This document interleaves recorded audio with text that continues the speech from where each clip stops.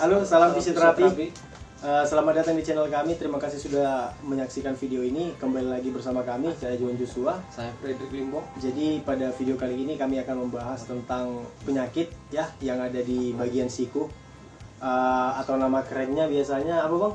Tenis elbow. Nah, tenis elbow. Jadi tenis elbow ini biasanya nama lainnya itu juga ada dari nama medisnya, biasanya epicondylitis lateralis. Jadi epicondylitis lateralis itu ialah bagian dari lengan kita, bagian siku.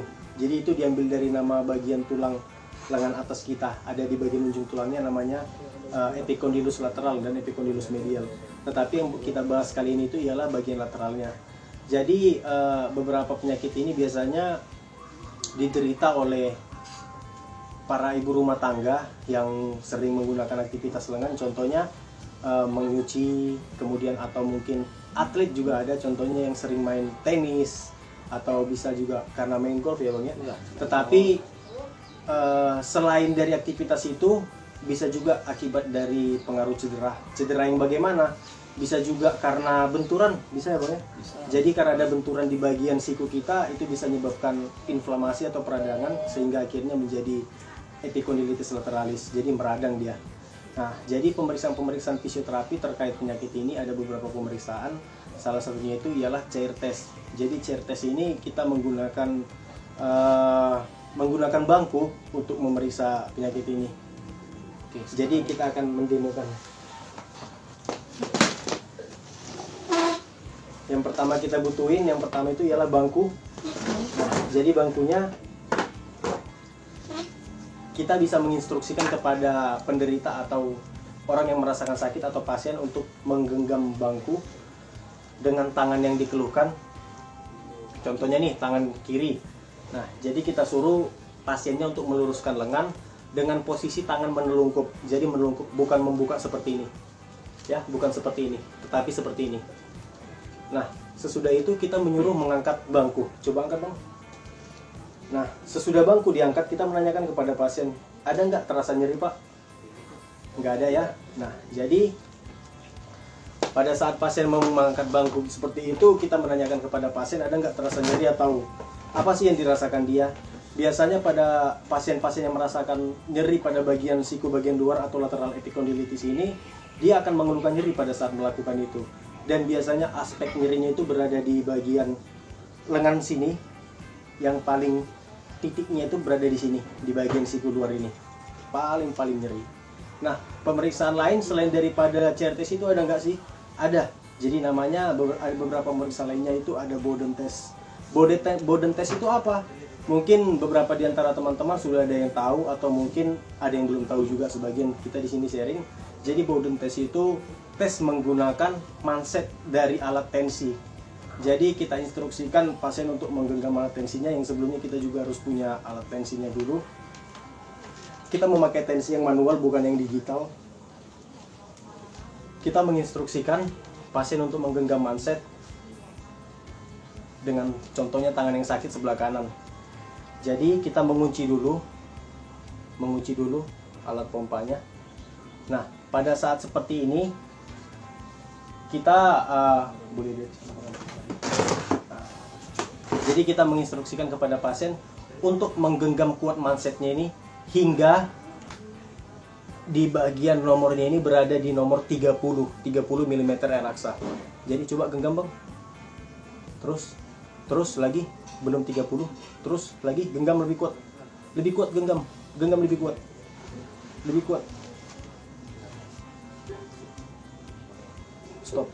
Oke, jadi udah 30. Kemudian sesudah 30 mm relaksa, kita tanyakan kepada pasien atau penderita, ada nggak merasakan nyeri? Ada nggak merasakan nyeri bang? Biasanya tes ini positif apabila pasien merasakan nyeri, terutama di aspek bagian siku luar tadi yang kita bicarakan. Oke, itulah Boden test. Kemudian tes berikutnya ada tes Thomson. Thomson test ini biasa digunakan juga untuk mengetes terkait lateral epicondylitis ini juga. Jadi caranya itu kita menginstruksikan pasien untuk meluruskan lengannya diluruskan, dengan kita menginstruksikan supaya pasien membuat kepalan tinju. Jadi caranya membuat kepalan tinju ini, dia kemudian menaikkan ke atas untuk menginervasi atau mengaktifkan otot-otot dari ekstensor bagian lengan bawah atau forearm. Jadi dengan cara seperti ini kita dapat mengetahui lebih spesifik lagi untuk lokasi nyeri di bagian sini jikalau positif. Nah, sesudah posisi ini kita memposisikan tangan di bagian pergelangan untuk memfiksasi atau menstabilkan. Kemudian di sisi lain tangan kita bisa untuk di bagian kepalanya. Kemudian kita instruksikan pasien untuk mendorong tangan kita. Coba dorong dong. Nah, biasanya tes ini positif dilakukan apabila adanya nyeri di bagian aspek lateral siku tadi. Jadi kemudian selain tes itu, kita bisa juga menginstruksikan pasien untuk mengangkat pergelangan tangannya ke atas dengan cara kita menahan, posisinya sama. Coba angkat bang. Ada nyeri? Tidak.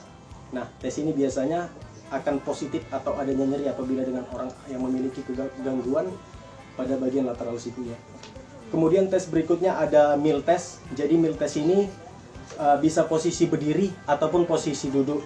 Biasanya di jurnal-jurnal ataupun di literatur yang kami pelajari, tes ini biasa digunakan pada posisi berdiri. Tetapi pada kali ini posisi duduk nggak masalah. Caranya itu kita menginstruksikan pasien lengannya ditekuk, kemudian pergelangan tangannya itu dinaikin sedikit ke atas, dorsifleksi. Kemudian kita memfiksasi di bagian siku dan kita menginstruksikan untuk membuka keluar, supinasi. Nah, coba buka bang. Nah, pada saat membuka kita tanyakan ada nggak nyeri? Tidak. Biasanya pada posisi ini itu dapat menimbulkan nyeri pada orang-orang dengan keluhan lateral epikondilitis atau nyeri siku luar atau tenis elbow. Nah, kemudian tes berikutnya itu ialah tes dari motion stress test. Jadi motion stress test itu adalah tes pergerakan dari sendi kita yang bisa juga memeriksa terkait otot-otot ataupun tendon yang jadi permasalahan di bagian siku luar ini.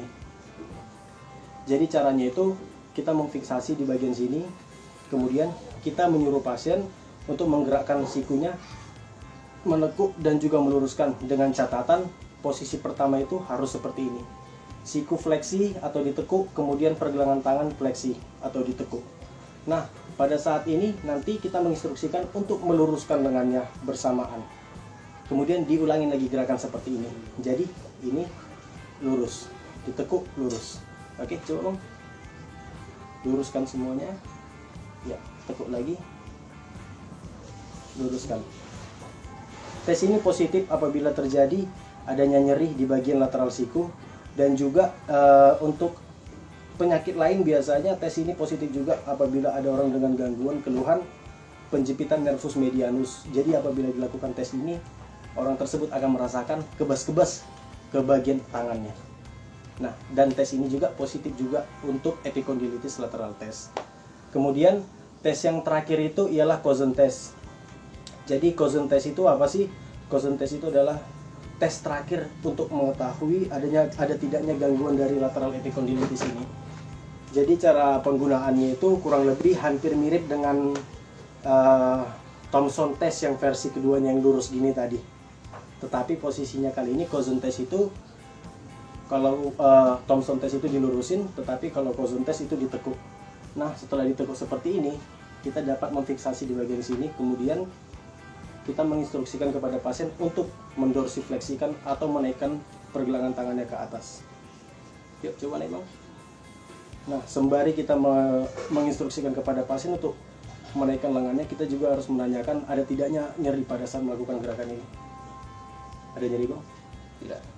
Biasanya pasien dengan positif keluhan lateral epikondilitis ini akan mengeluhkan nyeri pada saat gerakan seperti ini.